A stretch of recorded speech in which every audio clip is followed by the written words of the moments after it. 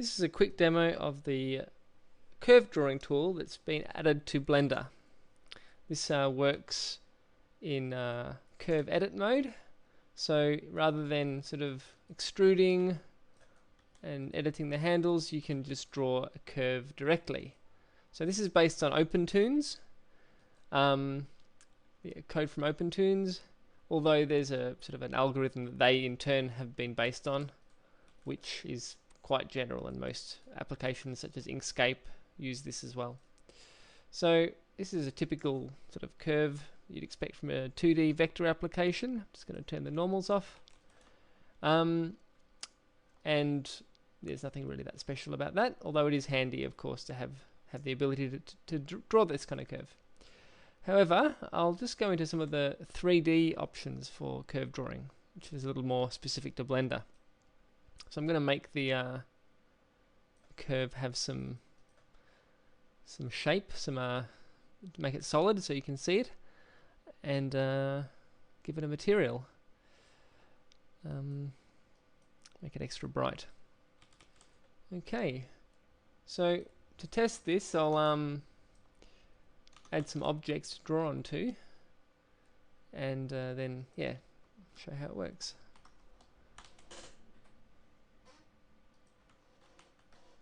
So I'm making these quite highly subdivided, mainly so the curve draws smoothly onto them. It'll work either way, but it just looks a bit nicer if the curve is not sort of jittery based as it goes over the faces.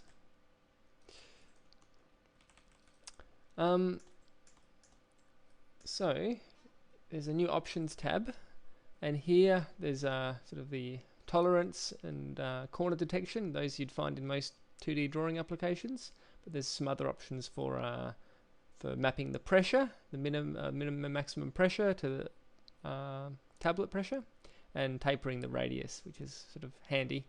So okay, so let's do a sort of a standard drawing onto the surface.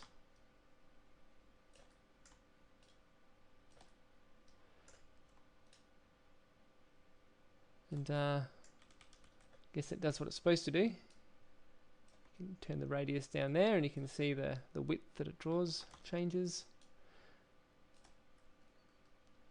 Alright, just going to turn the tolerance down a little bit, and that means that between these surfaces it'll give quite good, it'll follow the corners quite well. Alright, so as well as this, I'll just turn ambient occlusion on, it looks a bit nicer. As well as this, you can use tablet pressure. So I'm just turning that on, and I'll make the radius a bit higher because I'm not going to be pushing super hard on the tablet the whole time. Okay, so I'm switching to the tablet now, and probably a bit wide still.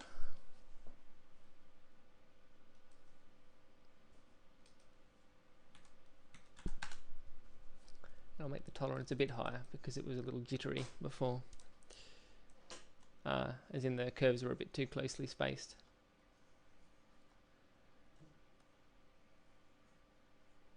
Okay, so this is sort of what you'd expect, and the tapering can be used. It looks rather nice just to make the end points. That's actually a bit much, maybe 0.2, 0.2, and this means that it'll taper the ends off to points.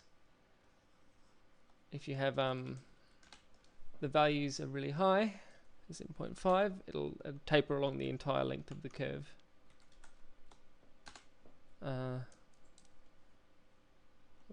Like this. Okay. So I'm just demoing how that works. And you can draw on top of the curves as well, so like this. We might want to have that as an option later, whether you might not want to draw onto the curves and only draw onto objects outside of edit mode, but we'll see. Okay, so that's kind of strange, but anyway, that's a demo of how drawing onto the surface works. But you might want to draw sort of into the I don't know, off. Might want to draw off the surface or have things coming out. And in that case, doing this doesn't work so well. You don't want to draw directly onto the surface for every pixel, you just want to do it for the first. And there's an option called only first, and that allows you to do just this. I'm just going to turn the start taper off, and demo this. So this just uses the surface normal that you first draw onto, and makes a line coming out from that, and you can see it's coming towards the view. So unlike a lot of sculpt tools, a lot of sculpt tools that you just drag out and it uses the view plane, this is using the surface normal. Not always what you want. If you draw, I don't know, might be a bit confusing, but that's handy, and you can use the surface normal, or sorry, the surface plane. And in this way, you're just uses the place where you start drawing as a plane that you draw aligned with. All right, and the view plane, which is similar, but it just aligns to the view. It's quite simple.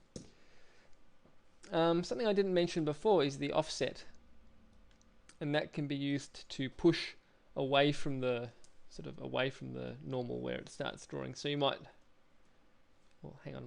you might want to draw sort of above rather than just aligned with, and that works in all the different surface modes. So you can turn off only first, and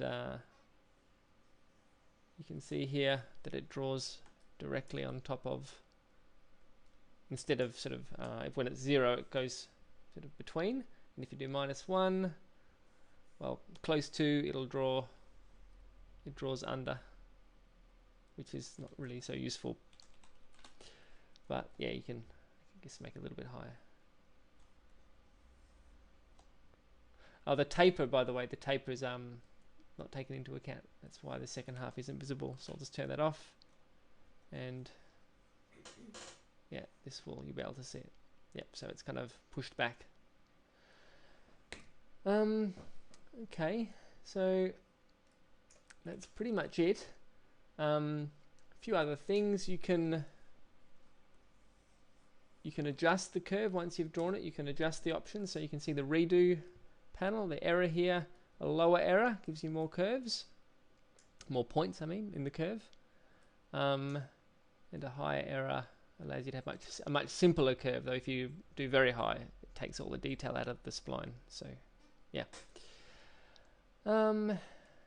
Yeah, so I think that's it. I'm sure people can make much more interesting artwork than I'm making now, but I hope you find it useful.